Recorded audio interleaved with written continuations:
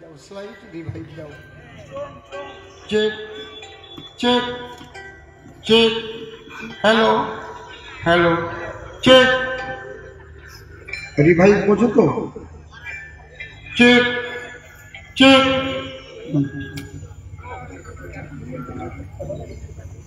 বলো ভারত মাতা কি? ভারত মাতা কি? জয় শ্রীরাম, জয় শ্রীরাম, জয় জয় শ্রীরাম, জয় শ্রীরাম। সবাই দুহাত তুলে বলুন হরি বল, বলুন হরি বল, হরি বল।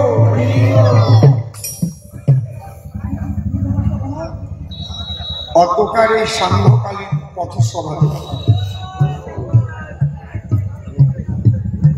ভারতীয় জনতা পার্টি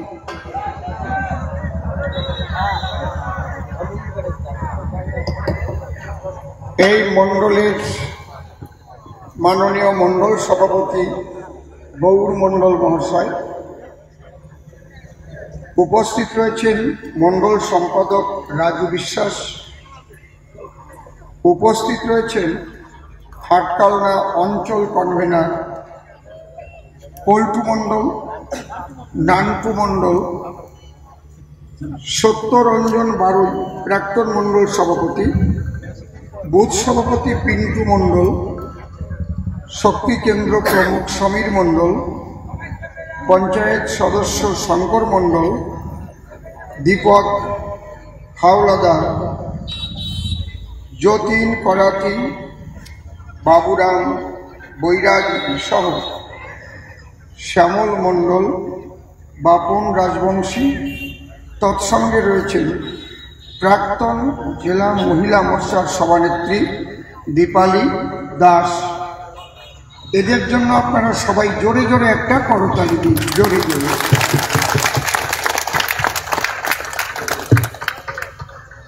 আমি আপনাদের অসীম সরকার।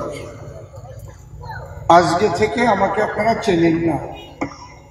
এখানে এমন এমন মানুষ রয়েছে যাদের জন্ম তখন হয় নাই, তখন থেকে এলাকার মানুষ বয়োবৃদ্ধ যারা আমাকে চেনে। ঠিক বলছি তো নাকি? কারণ যাদের 40 বছর পর্যন্ত বয়স হয়েছে, 40 বছর বয়স এখন, তারা যেমন চেনে, তার আগেও যাদের 60 বছর 70 বছর 80 বছর বয়স হয়ে গেছে তারাও আমাকে চেনে। ঠিক বলছি তো নাকি?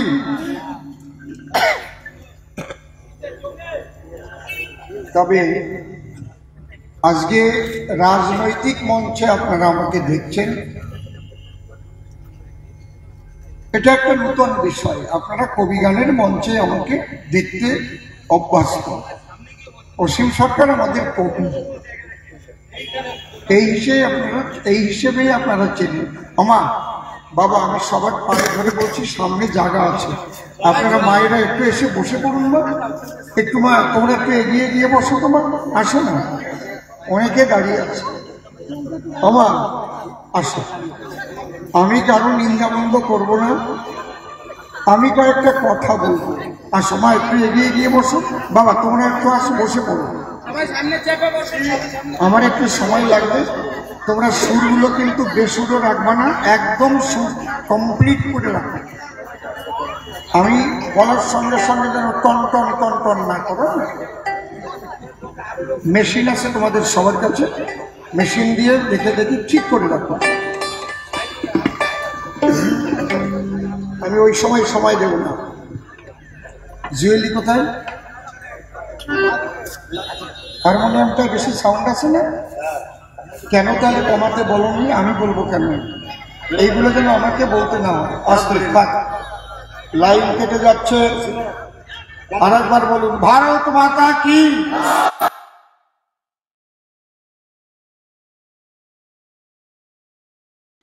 ওখানে কথা বলছে কারা? একদম নীরব। কে কথা বলছে ওখানে মাইকের কাছে? আপনারা হয়তো কোনোদিন ভাবেননি অসীম সরকার রাজনৈতিক মঞ্চে দাঁড়াবে। আমি প্রথম বলি, আমি একজন কবি, আমাকে কেন রাজনীতিতে আসতে হলো এটা আপনাদের জানা দরকার না? রাজনীতিতে এসে আমার কতটুক লাভ হলো আর কতটুক লোকসান হলো, নাকি সমান সমান থাকলো? আপনারা জানেন না, আপনারা সাধারণ মানুষ, আপনাদের দোষ না, কারণ এটা জানার কথাও না। এটা জানানোর কথা ছিল আমাদের যারা নেতা নেত্রী তাদের। সেই সব নেতা নেত্রী আপনাদের কাছে এটা জানাই। খুব ভালো করে লক্ষ্য করে শুনুন আমি যে কথাগুলো বলবো। তৃণমূল, সিপিএম, কংগ্রেস, বিজেপি, আমার বক্তব্য সবাই শোনেন, সবার কাজে লাগে। আমি শুধু আপনারা আমাকে ভোট দেন ভোট দেন এই বলতে আসিনি। ভোট আপনারা দেবেন কি দেবেন না সেটা আপনাদের বিবেচনা। ভোটাধিকার প্রত্যেকটা মানুষের সাংবিধানিক অধিকার। রাষ্ট্রপতির ভোটের দামও যা, আমার পাড়ার ক্যাতরার মার ভোটের দামও তাই। এটা বাবা সাহেব ডক্টর বি.আর. আম্বেদকর সংবিধানে সুন্দরভাবে এই অধিকার দিয়ে গেছে। তাহলে অসীম সরকার কেন রাজনীতি করতে আসলো? কারণ যখন আমি রাজনীতিতে গেলাম তখন তো আমি সবার অসীম সরকার থাকতে পারলাম না। যে তৃণমূল করে তার আমি শত্রু, যে সিপিএম করে তার আমি শত্রু, যে কংগ্রেস করে তার আমি শত্রু, যে বিজেপি করে তার আমি বন্ধু। বা আমাকে অসীম সরকার বিজেপি করে, তাহলে আমি ভাগ হয়ে গেলাম না মানুষের কাছ থেকে? আমি কে বুঝি না? আমি কি বলো গেলাম কেন? তাহলে এই লোকসানটা আমার প্রথম স্বীকার করতে হয়েছে। আগে সবাই আমার দিয়ে গান দিত, এখন তৃণমূল, সিপিএম, কংগ্রেস আমার দিয়ে গান দেয় না, করে না, আর পায় না। ঠিক তো? এবং তৃণমূল একেবারে উপরের থেকে সব থানায় থানায় ফোন করে বলে দিয়েছে অসীম সরকারের কবি গানের জন্য পারমিশন দেওয়া না। বোঝা গেল? তাহলে আমি কেন গেলাম? এই শুল্ক নীতি ধরলো কেন? আমার এরকম কাটিও কাটিও খাজুকি আর কি কারণ আছে। আপনারা জানেন না যে কথাটা, এই ভারত ভাগ হলো কেন? ভাগ হয়েছিল হিন্দু মুসলমান এই দ্বিজাতি তত্ত্ব ভিত্তিতে। মুসলমানরা বলল আমরা হিন্দুদের সঙ্গে থাকবো না, আমরা একটা আলাদা দেশ চাই। কখন বলল? যখন ব্রিটিশকে তাড়াবার জন্য হিন্দু মুসলমান একসঙ্গেই কিন্তু তারা আন্দোলন করেছিল, যুদ্ধ করেছিল। ব্রিটিশ সরকার চলে যাবে, উপায় নেই। ওই সুযোগে দেখলো ব্রিটিশ যাবার সময় তাহলে আমরা একটা ফায়দা লুটে নেই, আমাদের আলাদা দেশ চাই, আমরা মুসলমান। এই জন্য 1946 সালে লড়কে লেঙ্গি পাকিস্তান, মানে লড়াই করে আমরা পাকিস্তান বানিয়ে নেব, এই বলে কলকাতায় সেই সময়ের সুরাবুদ্দিন কুখ্যাত, বাবার কথা বলো না, তোমাদের জন্য আমি আসছি, তোমরা একটু শোনো, আমার জন্য কিন্তু আমি আসি নাই, তোমাদের জন্য আসছি। আমি রাজনীতি করে খাবো এই চিন্তা কিন্তু আমার না। কথাগুলো আমার শোনো। কত হিন্দুদের কেটে ফেললো, নারী তাদের উপর অত্যাচার করলো, উদ্দেশ্য আমাদের পাকিস্তান দেওয়া। এইবার বসে বললো তাহলে পাকিস্তান হবে, কিন্তু কোন কোন ভাবে পাকিস্তান হবে? যে যে রাজ্যে মুসলমান বেশি আছে সেই সেই রাজ্যগুলো পাকিস্তানে দিয়ে দেওয়া। মুসলমান সংখ্যাগরিষ্ঠ, তাতে দেখা যাচ্ছে এই পশ্চিম বাংলা যেটা, এটাও মুসলমানের মধ্যে পড়ে যাচ্ছে পাকিস্তানে। কেন? এখানে তখন 54% মুসলমান ছিল। এই দুই বাংলা তো এক ছিল, ওপার বাংলা এপার বাংলা ধরে 54% মুসলমান আর 46% হিন্দু খ্রিস্টান সব দিয়ে দিয়ে।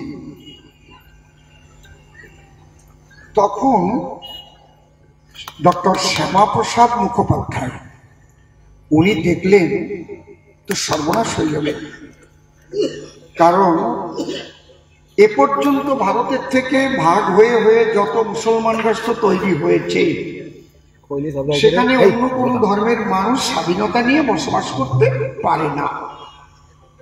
তাহলে এই যে বাঙালি মুসলমান আর বাঙালি হিন্দু, এরা তো একসঙ্গে বেশি দিন টিকে থাকতে পারবে না।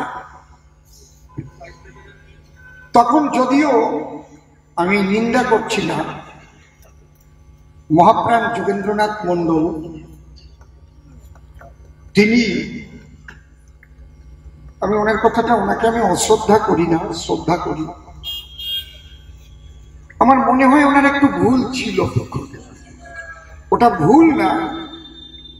উনি যেটা বিশ্বাস করেছিলেন মুসলমানদের, মুসলমানরা ওনার সঙ্গে বিশ্বাসঘাতকতা করেছিল, বেঈমানি করেছিল। মুসলমানরা বলেছিল আমরা তো একই বাঙালি, আমরা একসাথে মিলেমিশে থাকবো, কোনো চিন্তা ভাবনা নাই। পরে তো ওনাকে খুন করার জন্য যখন একদম ওরা প্রস্তুত হয়ে গেল, উনি করাচির থেকে পালিয়ে তারপরে ভারতবর্ষে এসেছিলেন, সে আলাদা ঘটনা। তোমরা কথা বলো না মা, আমি বারবার বলছি, এই জন্য আমরা এগোতে পারি না। না, এখনো ভবিষ্যৎ কিন্তু পুরোপুরি গড়া হয়নি, সেটা আমি এখনো বলে দিই। এখন আমার কথা শোনো কি বলছি। আমাদের প্রিয় আমার দাদা শ্রদ্ধেয় শঙ্কর হালদার মহাশয় এসেছেন। একটা জোরে জোরে করতালি দিন, জোরে জোরে করতালি দিন। যখন কেউ এখানে পতাকা ধরার বিজেপি ছিল না, সেই টাইমটা শিবপ্রসাদ রায় মহাশয় ছিলেন, ছোট ছোট বই লিখতেন। কতদিন আগের কথা বলছি, ওই ছোট বইগুলো আমি নিতাম, কাঁচা করে নিয়ে সরাতাম।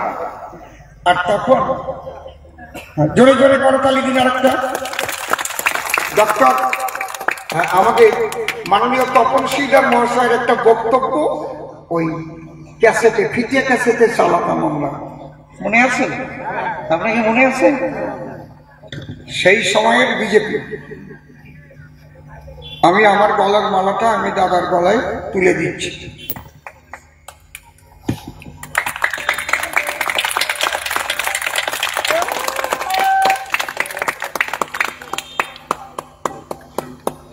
আজকে যে কথাগুলো বলছি আপনারা দয়া করে শুনুন। এটা কিন্তু আমার রাজনৈতিক কথা না, আর আমি রাজনীতি করে খাবো বলে কিন্তু আসি না, আপনাদের জন্য আসি।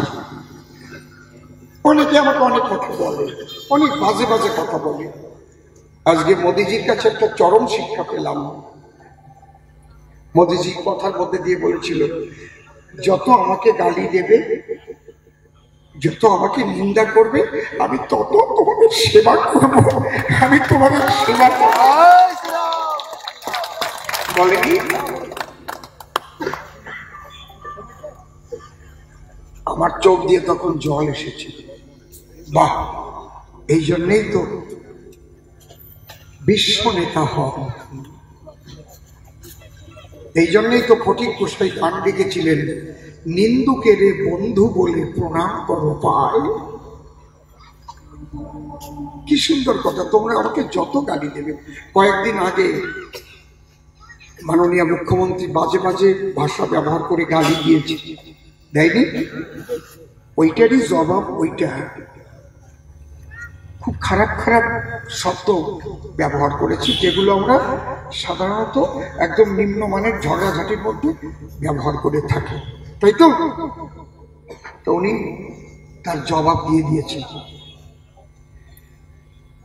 এই যে ভারত যখন ভাগ হলো, তখন বাংলাটা কিন্তু চলে যাচ্ছে পাকিস্তান, পুরো পাকিস্তান হয়ে যাচ্ছে। তখন ডক্টর শ্যামাপ্রসাদ মুখোপাধ্যায় বললেন, ভারত যদি ভাগ হয় তাহলে বাংলাকেও ভাগ করতে হবে।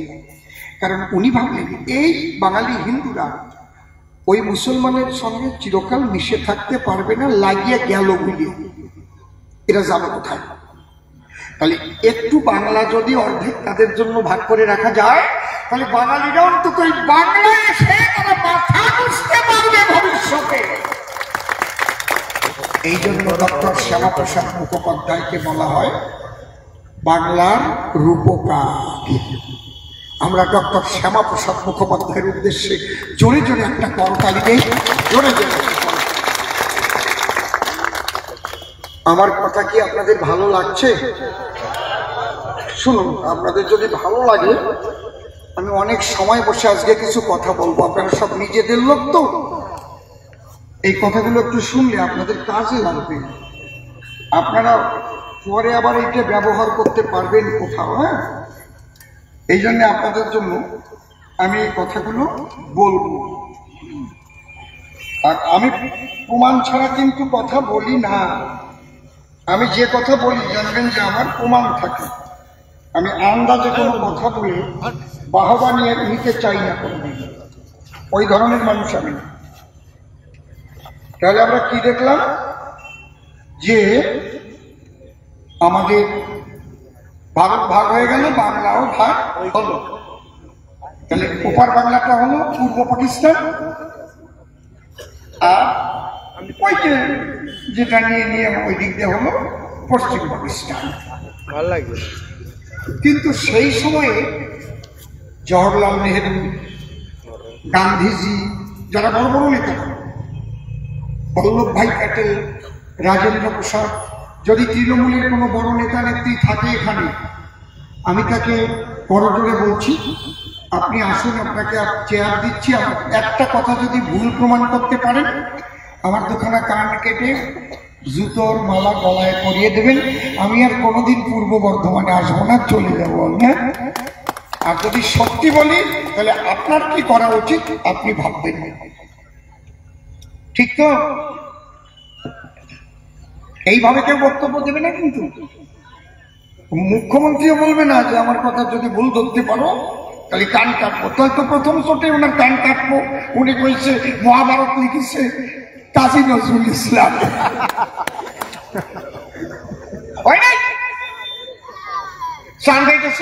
ঋত্বিক রোশন।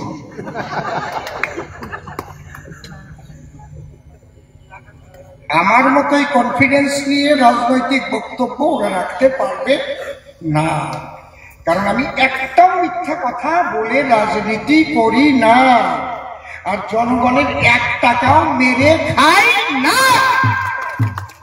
এই জন্য আমার বুকে এত বল, কারণ আমি শ্রী ঠাকুর ভবা পাগলার চেলা। ভবা পাগলা আমাকে এটাই শিক্ষা দিয়ে গেছে। তখন এই বড় বড় নেতারা বললো, কে কে? জওহরলাল নেহরু, গান্ধীজি, বল্লভভাই প্যাটেল, রাজেন্দ্র প্রসাদ, যে আমরা একসঙ্গে লড়াই করে ভারতকে ব্রিটিশ থেকে মুক্ত করলাম। আমাদের হিন্দু ভাইয়েরা, শিখ ভাইয়েরা পশ্চিম পাকিস্তানে আর পূর্ব পাকিস্তানে থেকে গেল। এই হিন্দুরা আর শিখরা যেদিন ভারতে আসবে সেই দিন ভারতের নাগরিকত্ব পাবে এবং ওই দেশের শিক্ষাগত যোগ্যতা অনুসারে এখানে চাকরি পাবে। কথা বোঝা গেল তো? এবং ওই দেশের যে জমি জমা, ওই দলিলপত্র নিয়ে আসলে তার বিনিময়ে তার টাকা পাবে এবং পুনর্বাসন পাবে। কংগ্রেস যে কি করেছে রে বাবা, যদি আপনারা একটু ইতিহাস দেখেন না, কারণ আমি তো 18টা রাজ্যে ঘুরেছি এই উদ্বাস্তু আন্দোলন করতে গিয়ে, শুধু কেঁদেছি। এমন এমন জায়গায় পুনর্বাসন দিয়েছি, আমাকে 100 জনের মধ্যে 75 জন মানুষ না খেয়ে মারা গেছে সেই জঙ্গলের ভিতরে। 15 মাইল 20 মাইল দূরে গিয়ে একটু মাটি কেটে 1 কেজি গম আনতে হয়েছে। ঠিক বলছি তো? এখন তারা ভালো আছে খেটে খুটে, কিন্তু সেই দিনগুলো তাদের গেছে। আমি দেখেছি 18টা রাজ্যে নিখিল ভারত বাঙালি উদ্বাস্তু সমন্বয় সমিতির সঙ্গে আমি এই উদ্বাস্তু আন্দোলন করেছি। কথা বলুন না। তা আমি ঠান্ডা জল খাই না, ন্যাচারাল জল। তোমরাও খাবে না, কখনো একদম ঠান্ডা জিনিস খাবে না। পাকস্থলীটা কি, এখানে জাম হয় না, ওইরকম ঠান্ডা ভরিয়ে দিলেই আগুন নিভিয়ে যায়। কয়েক দিনের মধ্যে দেখবো গেল তোমার পাকস্থলী, লিভার শেষ। তারপরে খালি পাওয়া যায় আমার হজম হয় না, হজম হয় না। হজম হবে কেন? তো শেষ করে দিয়েছ, বোঝো না?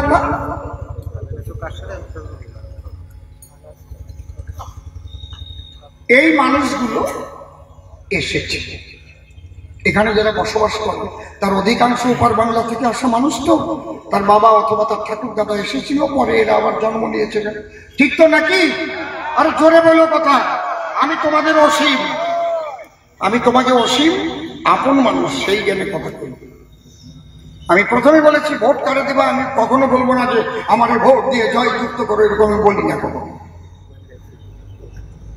আমার কথাগুলো শুনতে হবে, তারপরে ভোট কারে দেবা তোমরা দিবা। হরিবল। এইবার কিন্তু কংগ্রেস কি করলো তা জানেন? 1955 সালে সংবিধানে একটা আইন করে রাখলো। কি আইন? যে বিদেশ থেকে আসি কারা নাগরিকত্ব পাবে আর কারা পাবে না, এইটা আপনারা জানেন না। যদি কারো কাছে অ্যান্ড্রয়েড ফোন থাকে এখনই দেখে নেবেন। তৃণমূলদের বলছি আমি, আর কংগ্রেসদের আর সিপিএমদের বলছি। বিজেপির কারো দেখার দরকার নাই, ওদেরটা সব যা দেখার আমি দেখে দেবো। ওদের চিন্তা করতে হবে না, ওদের আমি দেখে দেবো। ওই আর 3 দলের যদি লোক থাকে, আমি যা যা বলতেছি তারা দেখুক। কারণ বিজেপিরা তো আমাকে বিশ্বাস করে। কি ওদের মাথা বাড়িয়ে ভাঙিয়ে ফেললেও পদ্ম ফুলে ভোট দেবে, ঘর পড়াই দিলেও পদ্ম ফুলে ভোট দেবে। ঠিক তো নাকি? বাড়ির থেকে 2 বছর তারাই দিলে ওরা পদ্ম ফুল ছাড়া কোনো জায়গায় ভোট দেবে না। কিন্তু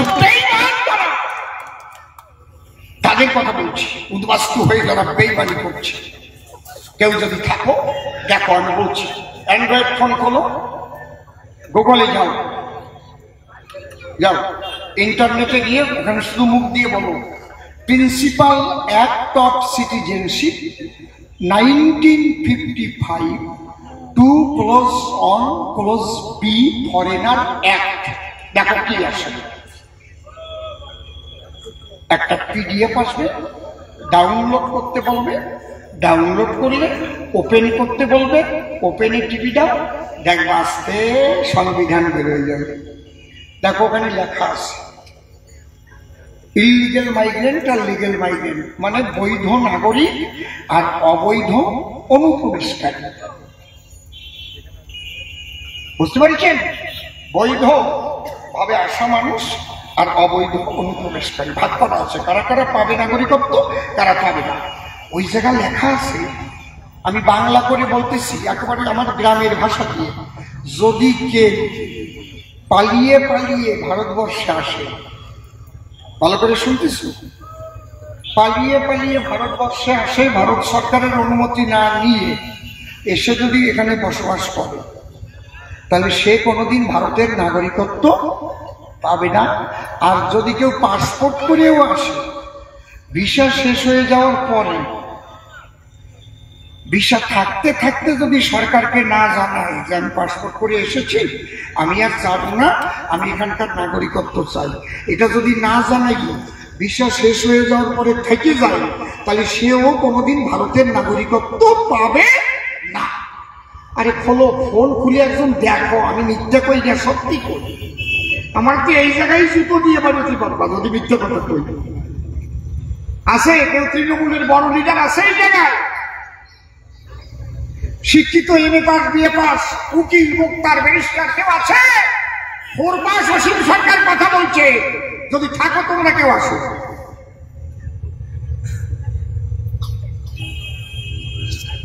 কি মারাত্মক কথা!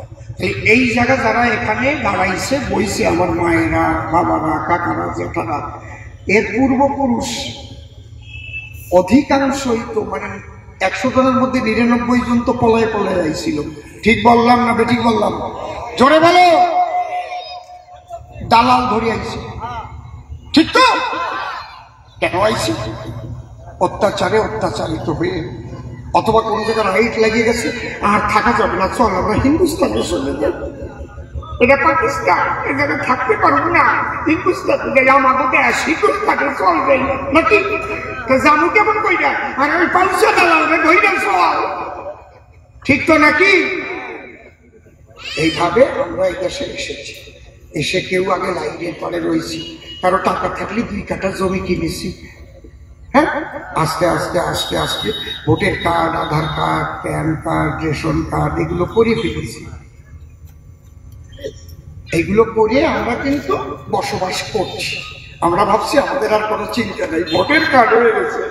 কিন্তু আমরা জানি না, যদি তদন্ত হয় যে আমরা পলায় আইছি কিনা, তাহলে ভোটার কার্ড থাকবে না, আধার কার্ড থাকবে না, রেশন কার্ড থাকবে না, বাড়ির দলিল থাকবে না, ব্যাংকের টাকা থাকবে না। আমি প্রমাণিত হব আমার পূর্বপুরুষ অবৈধভাবে ভারতে প্রবেশ করেছিল। আইনে লেখা রয়েছে, কারো বাপের সাধ্য নাই আইনকে লঙ্ঘন করা। এই কথাটা কেউ বলে নাই, আমাদের ব্যবহার করেছি। আমরা ভোট দিয়েছি, একবার সিপিএম ব্যবহার করেছি, বুঝতে পারছি, কখনো তৃণমূল ব্যবহার করেছি। আমরা আছি তোমাদের সাথে, যা ভোটের কার্ড আছে সেই তো নাগরিক। যে কথাটা ওই মিথ্যাবাদী মমতা বন্দ্যোপাধ্যায় কয়, আরে নাগরিক কতক্ষণ, চেক না হবে যতক্ষণ। যদি নাগরিকই হই তো মনের কথা কই। যদি তুমি এসসি কার্ড করতে যাও, তাহলে ভোটার কার্ড থাকলে ওই 71 সালের আগের প্রমাণ চাই কেন? চাই কিনা? কথা কও, কথা বলো। পাসপোর্ট করতে গেলে খালি ভোটার কার্ড দেখালে হয়? কি চাই? হ্যাঁ, কেমন লাগে? তাহলে মুখ দিয়ে কও কি? আর তোমার ডিআইবি করে কি? চাকরি পেতে গেলে ডিআইবি হলে কি করে? 71 সালের আগের দলিল দাও, কয় কিনা? কয় কিনা? তাহলে এই বিটি এত মিথ্যে কথা কয় কেন? এ কোন ধরনের? আর ওই বলে আমার এই স্টুডেন্ট আছে,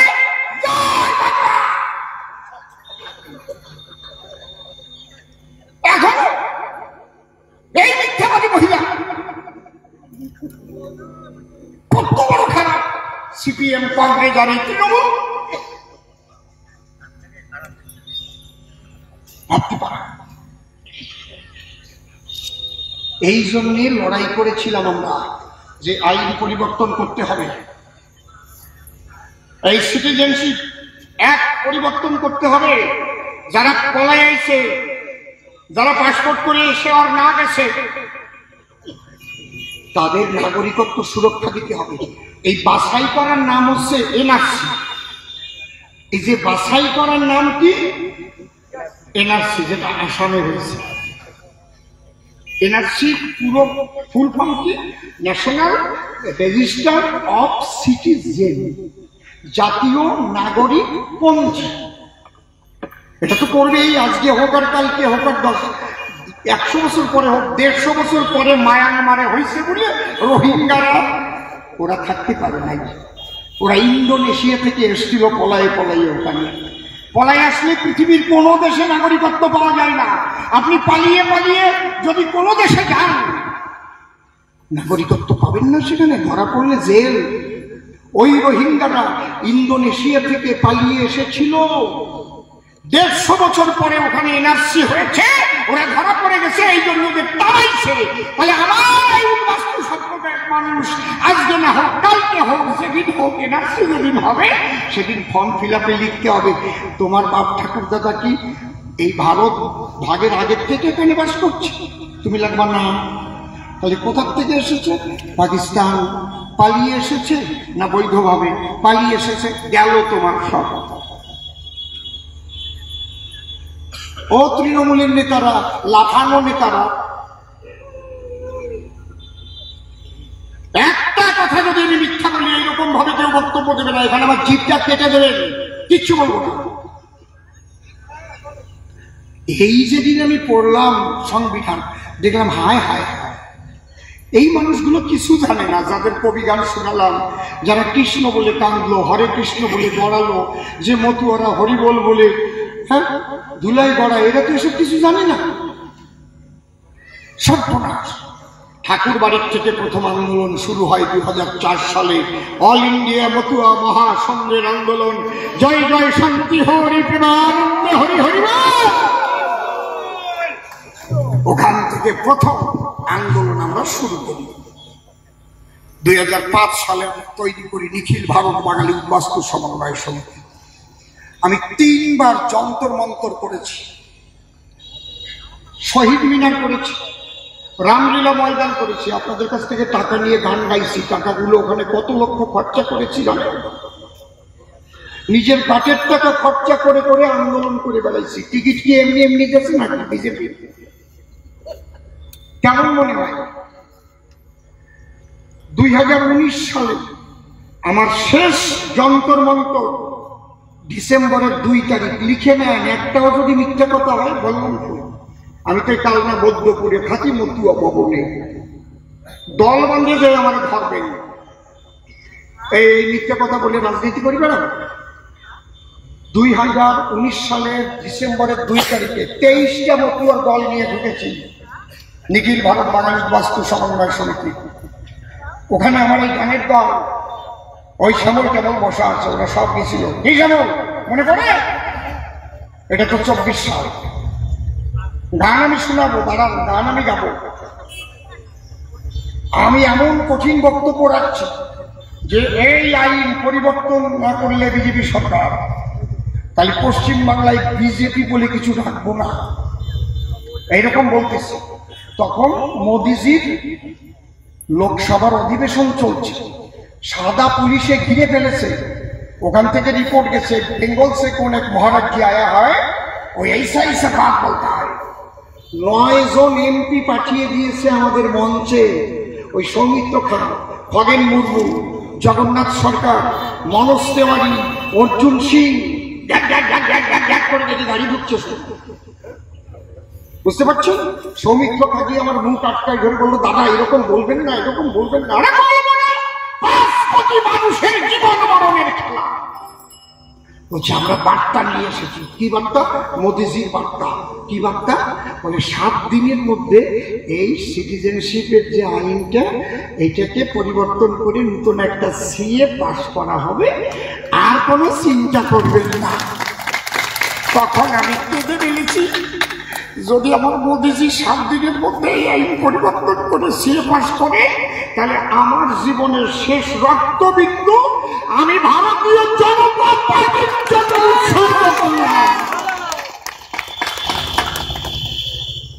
তাহলে কথা দিল 5 তারিখ, এর নাম মোদি গ্যারান্টি। কয়টা দিল? 5 তারিখ, 2 তারিখ। 7 দিনের দিন কয় তারিখ পরে গুনে পাও? গুনে পাও। 9 তারিখ। ঠিক 9 তারিখে সিএ পাস হলো লোকসভায়, মনে আছে? রাত 12টা 6 মিনিট পর্যন্ত এইটা চলছে। 12টা 6 মিনিট আমার বউ ছেলে মেয়ে নিয়ে টিভির সামনে বসে দিয়েছিলাম। যেই পাস হয়ে গেল, কান্নাকাটি করা বলি, বাবা গুরু সাহেব, বাবা হরি সাহেব, সবাই ধরে দিচ্ছি, হরি বল, হরি বল। বাবা তোমার অপার মহিমায় মানুষগুলো মুক্তি পাবে। 10 তারিখ, 11 তারিখে রাজ্যসভায় পাস হল। 12 তারিখে রাষ্ট্রপতি স্বাক্ষর করে নোটিফিকেশন করে দিল। এতে কি লিখল? এটা জানতেও তো ভালো করে। 2014 সালের 31শে ডিসেম্বরের মধ্যে বাংলাদেশ, পাকিস্তান, আফগানিস্তান থেকে যেসব ধর্মীয় সংখ্যালঘু, তাহলে এই 3টে দেশে ধর্মীয় সংখ্যাগুরু কারা? মুসলমান। সংখ্যালঘু হিন্দু, বৌদ্ধ, খ্রিস্টান, শিখ, জৈন, পার্সি ভারতে প্রবেশ করিয়াছে। কিভাবে? ধর্মীয় অত্যাচারে অত্যাচারিত হয়ে অথবা অত্যাচারের ভয়ে। তাদের আর অবৈধ অনুপ্রবেশকারী বলা হবে না। সে পালিয়েই আসো,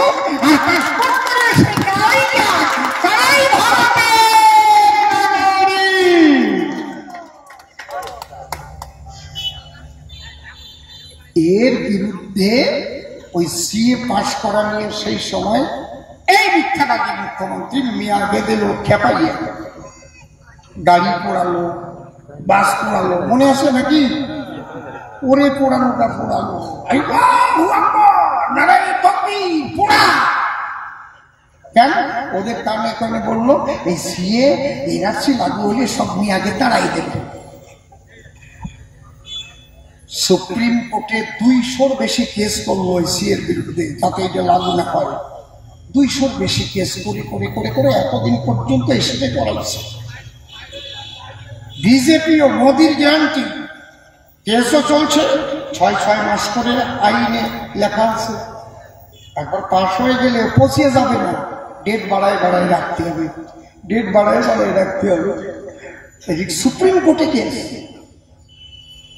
সেই কেস মিটেছে। সুপ্রিম কোর্ট বলেছে এইবার লাগু করে দেয়, এইবার সিএ লাগু হয়ে গেছে। আর তোমাদের কেউ বলতে পারবে না তুমি অবৈধ অনুপ্রবেশকারী, কারো বলার সাহস নাই। তুমি পালাইয়েই আসো আর পাসপোর্ট করে এসে থেকেই যাও। 2014 সালের 31শে ডিসেম্বর পর্যন্ত কিন্তু তারপর ডেট করেছে। এইবার কথা আছে 14 সালের পরেও অনেক মানুষ এসেছে, একটা আইন কই পর্যন্ত হয়ে গেছে। এইবারের পরের গুলোরেও যদি আমাদের ঢুকাতে হয়, তাহলে আমাদের মতো 2-1জনকে পাঠাবা না ওই জায়গা, নাকি এই জায়গা বসে বললি হয়ে যাবে? কি তাহলে আমার জন্য যাচ্ছি না তোমাদের জন্য যাচ্ছি? এরপরেও যারা আসছে আমার কথা আছে। আমি মোদিজির কাছে চিঠি লিখেছি, আমি অমিত শাহের কাছে চিঠি লিখেছি, কপি দেখিয়ে দেবো কবে কবে লিখেছি, যে এ পর্যন্ত 24 সাল পর্যন্ত যারা আসছে তাদের ছাড় দিতে হবে। এ নিয়ে মিটিংও হয়ে গেছে।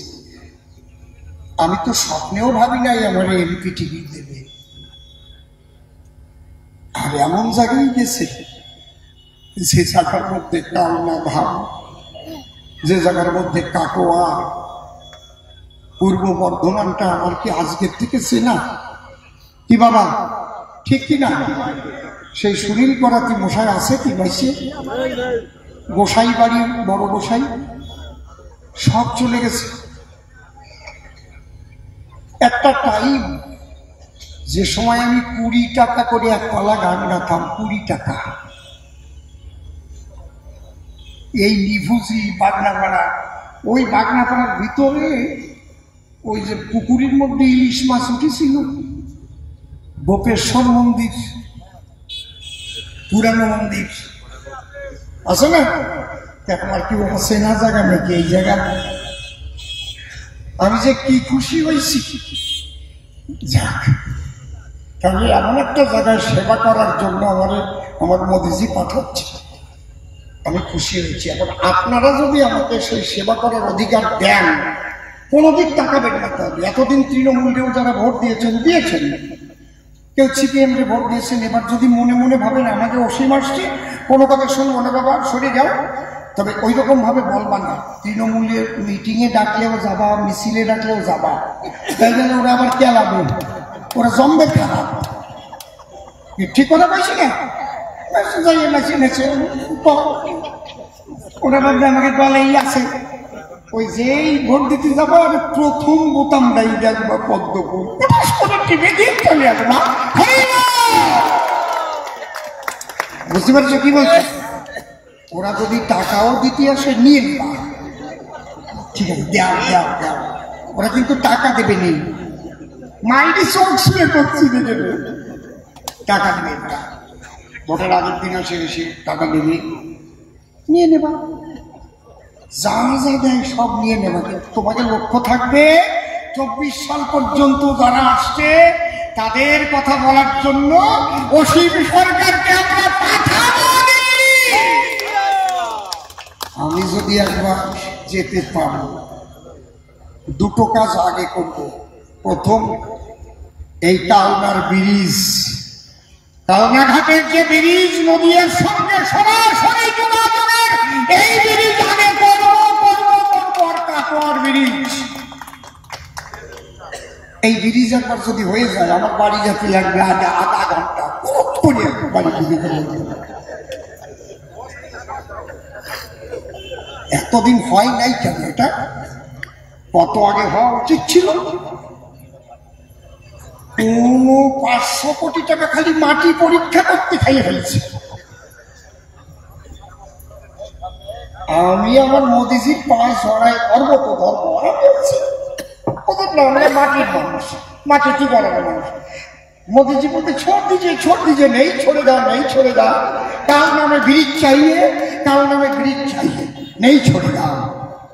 धर्म तो धर्म कपाले जाओ कि কথা আমি দিয়ে যাচ্ছি। আর আমি আপনাদের আশীর্বাদে দিল্লির দরবারে যেতে পারলে এইরকমই থাকবো। আর এই 5 বছর আমি কালনা ছাড়বো না, পূর্ব বর্ধমানেই থাকবো এবং কালনাতেই থাকবো। আপনারা চিন্তা করবেন না যে আমি চলে যাই নাকি, এসব ভাববেন না, কারো কোনো কথা শুনবেন না। যে যে যা প্রচার করতে আসুক, যা বলে আপনি আপনার কাজ করবেন, শুনবেন, ঠিক আছে, কোনো স্লিপ দিতে আসে ঠিক আছে ঠিক আছে, মানে ওরা ভাববে যেন এই লোক একদম প্রয়োজনে আপনি দেওয়াল লেখার দরকার নাই, পতাকা টানানোর দরকার নাই। একটা গান আছে না, যদি কাগজে লিখো না কাগজ ছিঁড়ে যাবে, পাথরে লিখো না পাথর ক্ষয়ে যাবে, হৃদয়ে লিখো নাম সে নাম রয়ে যাবে। অনেকে বলে আমাকে দেওয়াল লেখা হয় নাই, আমাকে পতাকা দেয় নাই, ওরা টিম হবে তোমার ওই দিয়ে। যদি পারো হৃদয়ের মধ্যে আমার মোদিজি নাই কিনা, তাহলে বুঝবো তুমি খাটি নিজে যে দেওয়াল বৃদ্ধি পারলাম না, আমাদের পতাকা কম হয়ে গেছে। ওরা জম্বের টানান টানা, যারা চোর তাকে বিজ্ঞাপন বেশি লাগে, চোরেদের বিজ্ঞাপন বেশি লাগে, সৎ মানুষের বিজ্ঞাপন লাগে নাকি? কথা কও তোমরা, কথা কও। ওরা আমারে কয় 4 পাস, শালা তোরা 4 পাস, খাই 4 পাস, তোরা তো 4 পাস। 4 পাস ভালো না 4 পাস ভালো? আমি যদি মনে করো টিপিলেমে পাস করতাম, বিরাট শিক্ষিত হতাম, আর ওই পার্থ চট্টোপাধ্যায়ের মতো শৃঙ্খলা কমিটির চেয়ারম্যান হয়ে অর্পিতার চেয়ারম্যান হয়ে যেতাম, আর খালি ঘুষ খাইয়ে টাকা নিয়ে মোটা বানাতাম, সেটা ভালো হতো। আজ 3 বছর এমএলএ আছি, কেউ কালির ডাক দিতে পারে নাই। তাহলে এইটাই সততা বড়টা ভালো না অনেক শিক্ষিত হবো? এই সময় যা দেখছি আমরা, ভিডিওরা যা করেছে, WBCS পাস ভিডিওরাই পঞ্চায়েত নির্বাচনে, এ কোনো মানুষে করতে পারবে? জিতা ক্যান্ডিডেট তার সার্টিফিকেট দেবে না, তার সামনে সার্টিফিকেট ছিঁড়ে ফেলতেছে। ওই সব পুলিশের কোনো দাম আছে? ওই ভিডিওর কোনো দাম আছে? আচ্ছা, তাহলে লেখাপড়া শিখে কি লাভ যদি তুমি মানুষ না হও? কি এই জন্যই তো বাবা পাগলা গান লিখেছে, বলে কই মানুষকে কি সাধু করা যায়। বুঝতে পেরেছি? আচ্ছা, এবার আমি একটা গান আপনাদের শুনে আর এক জায়গা যাবো না আমরা।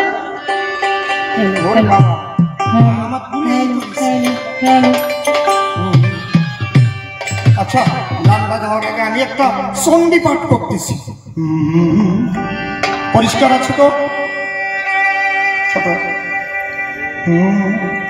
যা পিসি সর্বভগেষু, নূতন সন্ধি, যা পিসি সর্বভগেষু পাবি রূপেণ সংস্থিতা, পাবি রূপেণ সংস্থিতা, হস্তগতস্যই হস্তগতস্যই হস্তগতস্যই 75 ভাগায় নমো নমো। কেষ্ট পার্থ পরিবৃতে চৌর্যপ্রীতে সিদ্ধ হস্তা, যা পিসি সর্বনিন্দায় অসু ধাঙ্গায় অসু কুটিলারূপেণ সংস্থিতা যা কৃষি শিল্পনাশিনী বেকারত্ব বরধাত্রী খাগ্রাগরশ্চৈব এগ্রাশ্চৈব হোমা শিল্পদায়িনী নমস্তস্যৈ নমস্তস্যৈ নমস্তস্যৈ নমো নমঃ মদিরা মাংস সংস্কৃতি বচন সর্বধান্যায়সু কালীঘাটেন সংস্থিত।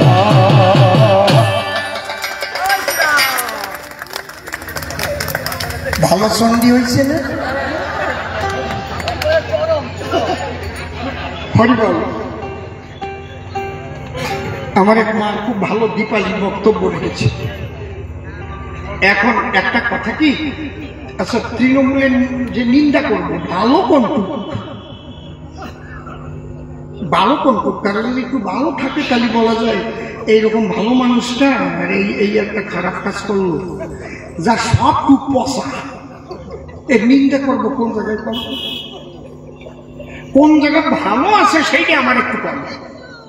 ওরা এখন খালি আপনার বাড়ি যাবে আর কবে লক্ষ্মীর ভান্ডার, লক্ষ্মীর ভান্ডার বন্ধ করে দেবো, কিন্তু আমাকে ভোট না দিলে কন্যাশ্রী বন্ধ হয়ে যাবে।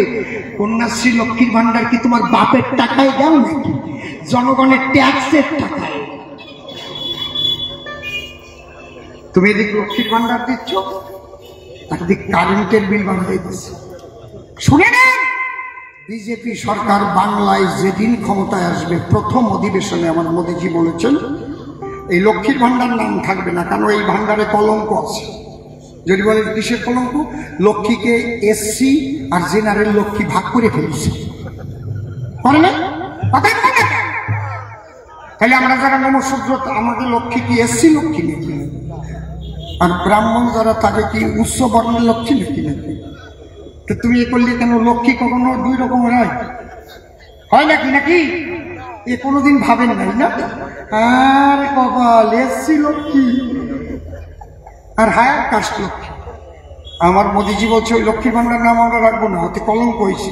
আমরা নাম দিব অন্নপূর্ণা যোজনা, আর হিন্দু মুসলমান ব্রাহ্মণ ক্ষত্রিয় বৈশ্য শূদ্র সব মায়েদের ব্যাংকে ৩,০০০ করে টাকা আমরা দেব, তার নাম হবে অন্নপূর্ণা যোজনা। আর এই যে বিদ্যুৎ বিল বাড়িয়েছে, তো আজকে আমার কাছে মেসেজ এসছে, এই আজকের আগে কিন্তু বলিনি আমি এ কথা না, যারা গরিব মানুষ তাদের আর বিদ্যুৎ বিলই দেওয়া লাগবে না, জিরো হয়ে যাবে বিদ্যুৎ বিল। এটা আজকে আমার কাছে মেসেজ আসছে, বিদ্যুৎ বিল মকুব হয়ে যাবে। বুঝতে পারছেন কি বলছি? অর্থাৎ ইনকাম ট্যাক্স যাদের নাই তারাই গরিব। আপনার ইনকাম ট্যাক্স ফাইল না থাকলেই গরিবের মধ্যে আপনি পড়ে গেলেন। আমার যেমন ইনকাম ট্যাক্স আছে, আমি আর গরিব নাই, তাই সরকারের ট্যাক্স দেই কেন? তাহলে আয় করি বলেই তো দেই। তাহলে এই মানুষগুলোরা বিদ্যুৎ বিল দেওয়া লাগবে না, এটা নতুন মেসেজ আজকে পেয়েছি, সেটা আজকে জানিয়ে দিলাম। তাহলে দেখেন, ওদের শিক্ষামন্ত্রী জেলে, শিক্ষা দপ্তর জেলে, ওদের খাদ্যমন্ত্রী জেলে, মানিক ভট্টাচার্য জেলে, মেসোকেষ্ট জেলে। এই তো মানে ওদের কথা বলতে গেলে না, যত বলবো তত কম হবে। আর এত দুর্নীতি ওরা করেছে, এই জন্য ওদের তো আর থাকার কোনো অধিকারই নেই। ওদের এখনই ছেড়ে দেওয়া কেঁদে বাঁচি বলে নিজেরাই ছেড়ে দেওয়া উচিত। বাজার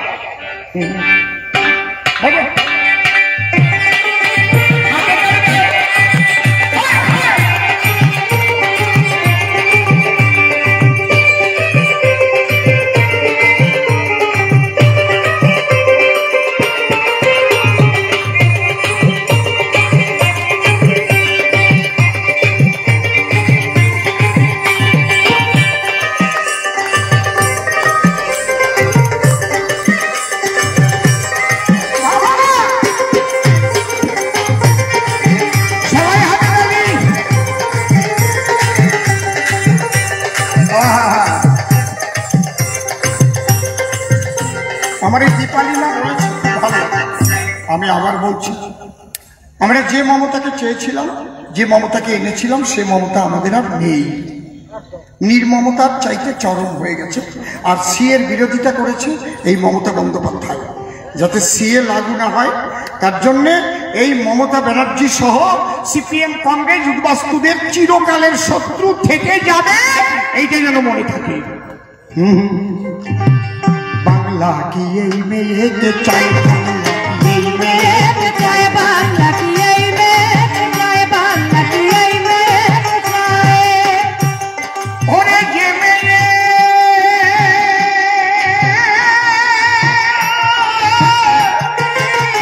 যে মেয়ে ক্ষমতা পেয়ে, ভাইরে যে মেয়ে ক্ষমতা পেয়ে নারীর সম্মান তুলায় লুটায়, এই মেয়েকে চাই, বাংলা কি এই মেয়েকে চাই, বাংলা কি এই মেয়েকে চাই।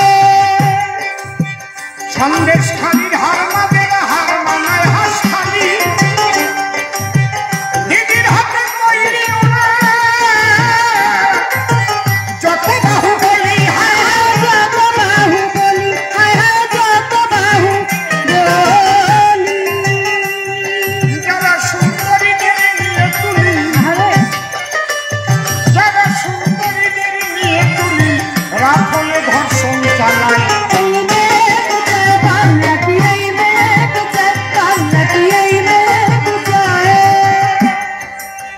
আমার এই মা দীপালি বলেছে যে বৃদ্ধা ধর্ষণ হলে কত টাকা পাবে, যুবতী ধর্ষণ হলে কত টাকা পাবে, ঘরের বধূ ধর্ষণ হলে কত টাকা পাবে। ধর্ষিতার মূল্যায়ন টাকা দিয়ে করে মুখ্যমন্ত্রী। যে মুখ্যমন্ত্রী নারীর ইজ্জত করে টাকায় মূল্যায়ন, যে মুখ্যমন্ত্রী নারীর ইজ্জত করে টাকায় মূল্যায়ন, ধর্ষকের কি বিচার করবে তাহার প্রশাসন, হায় হায় তাহার প্রশাসন, হায় হায় তাহার প্রশাসন।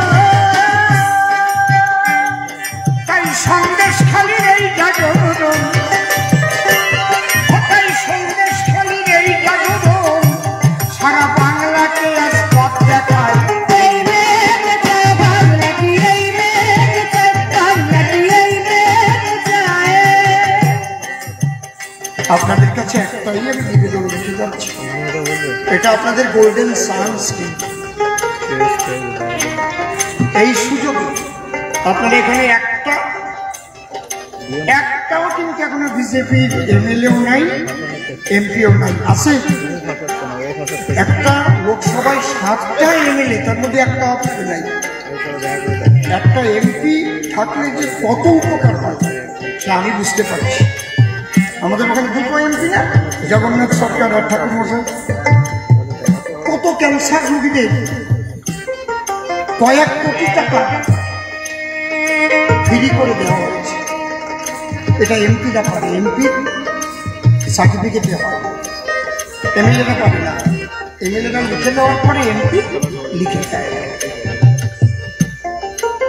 আমি ওখানে 46,000 রোগী এমসে দেখিয়েছি। সমস্ত রেজিস্টার আছে খাতায়, তাদের আধার কার্ড নাম্বার, তাদের ফোন নাম্বার। হরিণঘাটার মানুষ তো কান্নাকাটি করছে, কারণ এই 3 বছর সেখানে আছি। কেউ তো বলতে পারবে না আমি কারো কাছে একটা পান পর্যন্ত খেয়েছি।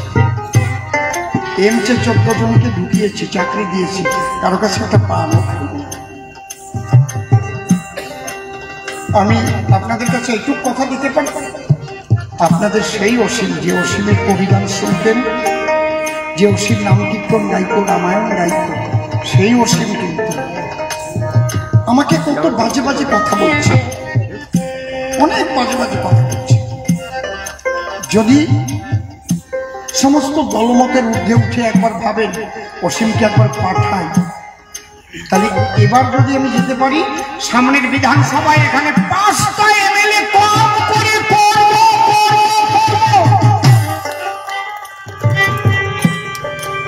আপনাদের বিরাট শক্তি হয়ে যাবে। হয়তো আমার জীবনে তো আর আমি ভোটে দাঁড়াবো না, কারণ বয়সও হয়ে যাবে, তো বয়স তো একেবারে কম হয়নি, যুবকদের আমার সামনে এগিয়ে দিতে হয়, কিন্তু কারণ আমি ছাড়ব না। তাই কথা দিয়ে গেলাম আমি করি নিবেদন, পদ্ম ফুল ফুটাবে যত ভক্তগণ, হায় হায় যত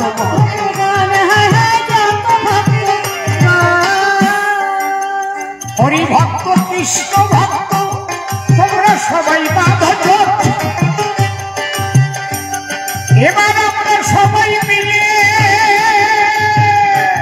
দেব পদ্ম ফুলে ভোর, পদ্ম ফুলে ভোর, পদ্ম ফুলে ভোর। আর এবারের ভোট অন্য কাউকে দিলে সে ভোটটা তো আপনার পচে গেল, কারণ এবার তো প্রধানমন্ত্রী তৈরি করার ভোট। যদি সিপিএম বলে আমাদের ভোট দাও, বলবেন আপনাদের প্রধানমন্ত্রী কি হবে? হ্যাঁ, কেউ নাই, তাহলে ভোট চান কেন? তৃণমূল যদি বলে আমাদের ভোট দেবেন, প্রধানমন্ত্রী কি হবে? এই দেশ রক্ষা করার দায়িত্ব কে নেবে? সারা পৃথিবী জেনে গেছে প্রধানমন্ত্রী হবে নরেন্দ্র মোদীজি। তাহলে তোমাদের ভোট দিয়ে ভোট নষ্ট করবো কেন? পদ্ম ফুলে ভোট দেব আমরা জনগণে।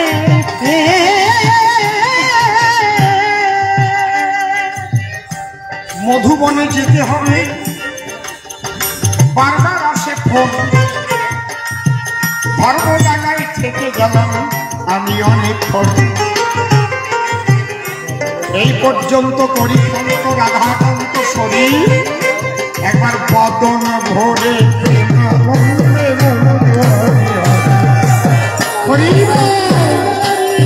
বলো ভারত মাতা কি, ভারত মাতা কি, জয় শ্রীরাম, জয় শ্রীরাম। जय जय राधा कृष्ण निकाय गौर राम सीता माता पिता होलिका